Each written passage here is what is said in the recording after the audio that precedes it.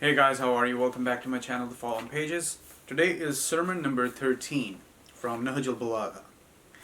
Before the Battle of Jamal, Talha, Zubair and their party started a malicious campaign against Imam Ali, boasting of superiority of their arms, bravery of their followers, invincibility of their army and cunningness of their plans.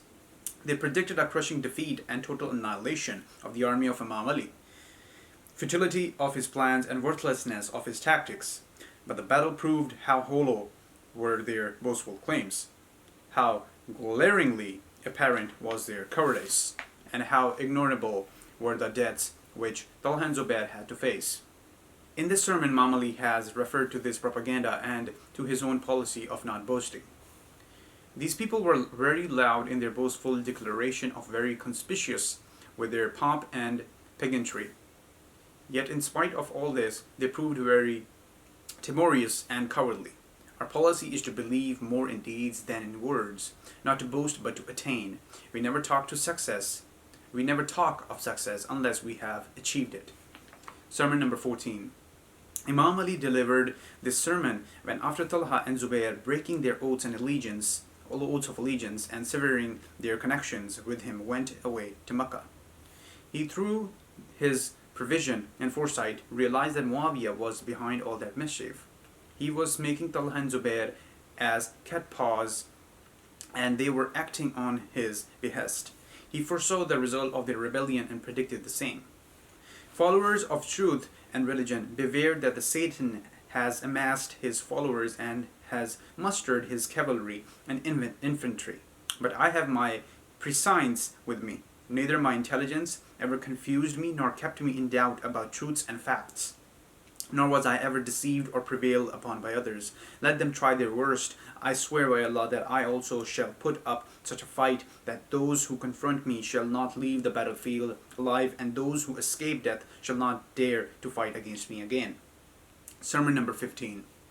During the Battle of Jamal, the camel, when Imam Ali appointed his son Muhammad Hanafiya as the commander of his army, he gave him the following instructions.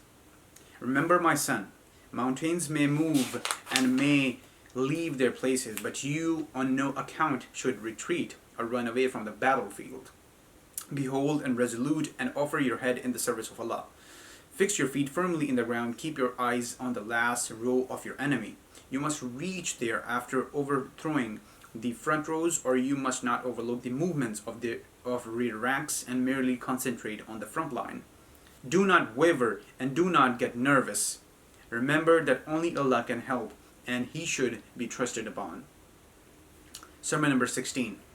After the Battle of Jamal, one of his companions congratulated Imam Ali on his success and said he wished his brother was also present there to witness the victory.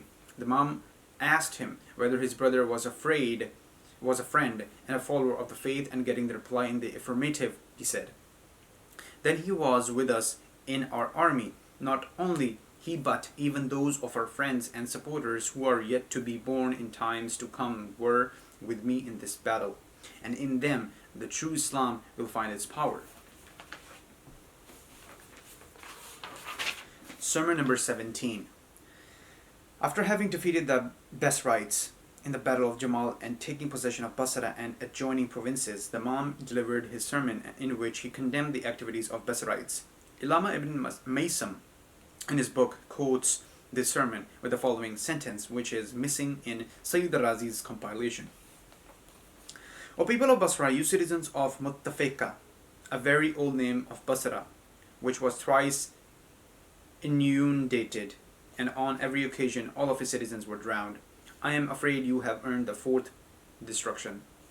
You Basrites, you were in the army commanded by a woman, al-Mu'mineen Aisha, and you were the followers of an animal, the camel of al-Mu'mineen, which was used as a banner in the Battle of Jamal, and around which the Basrites had flocked. You obeyed the blubbering and braying of that camel, as if it was a command from a leader. And when the animal was killed, you rutted and ran away. You are wicked and depraved in nature, faithless and untrustworthy in character, and hypocrites and schismatics in religion, even the waters of your wells reflecting the sourceness of your disposition, and brackish. Those who live amidst you are forced to lead a life of sin, and those who sever relations with you will receive the blessings of all mercy, Allah. As if I see the whole city of Basra inundated once again, and the Masjid of Basra standing in the midst like a boat on the bosom of the sea. It appears as if the curse of Allah has swept you in the form of a flood, submerging everything in its way, low-lying areas as well as highlands. There are few other versions of this last paragraph of the Imam's speech which are given below. I swear by Allah that surely your city will be inundated in such a way that the masjid will appear like a boat with a bulging breast or like an ostrich seated on the ground. Second one, the masjid of Basra will look like the breast of a seabird swimming on the surface of the sea.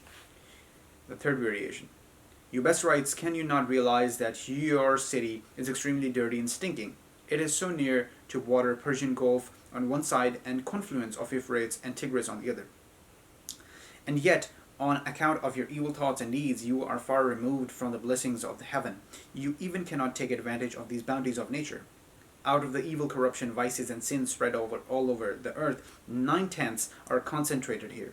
They engulf those who come to this city, and those who run away from your surroundings receive the pardon of Allah. With my insight, I see your city submerged in such a way that only white minarets of its masjid appear above the water level like seabirds on the surface of a sea. This prophecy also came true. The rivers of Tigris and Euphrates flooded the city and completely submerged it, leaving the minarets of the masjid above the water level. Sermon number 18. This sermon is also in rebuke of Basrites. Though your land is so near to water, Persian Gulf on one side and the confluence of Euphrates and Tigris on the other, yet on account of your evil thoughts and deeds you are so far removed from blessings of the heaven, you are not in the position to take advantage of these bounties of nature. You are ignorant and stupid, and in your minds sagacity and wisdom have given place to foolishness and idiocy. You are a very conspicuous target for those who want to hurt you, a soft morsel conveniently to be swallowed and an easy prey to be hunted.